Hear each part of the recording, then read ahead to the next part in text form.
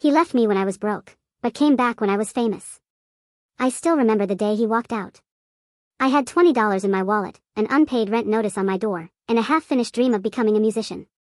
He looked at me with that mix of pity and frustration and said, "I can't build a life on your someday." I didn't beg him to stay.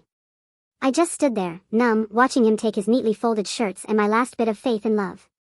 For months, I worked 2 jobs, waitressing by day, singing in a tiny bar by night. I'd drag my old guitar through rain and exhaustion, convincing myself that one day someone would actually listen. Some nights, they did. Most nights, they didn't. But one night, a producer sitting in the corner did, and that changed everything. Fast forward 3 years. My first single hit 1 million streams in a week. I was doing interviews, flying across cities, and finally living the life I used to scribble about on coffee-stained napkins. And then, one night after a show in LA, I saw a message request on Instagram. His name.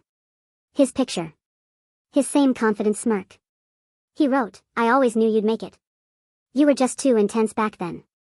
I laughed out loud, not out of anger, but disbelief. The man who couldn't handle my someday now wanted a ticket to my today. I didn't reply. But a week later, he showed up at my meet and greet, holding flowers and pretending like we were old friends. Cameras flashing, he leaned in and whispered, "We could be a power couple now." I looked at him, the same man who once left me because I wasn't stable. And all I could think was how funny life is. People only see your worth when the world does. I smiled politely, signed his copy of my album, and wrote, "For the one who taught me what leaving looks like, and what not to return to."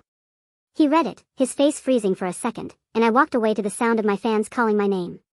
That was the first time I realized, success isn't about proving someone wrong. It's about proving to yourself that you were always right to keep going. Would you have let him back in if it were you? Tell me in the comments, I want to know how you'd handle it.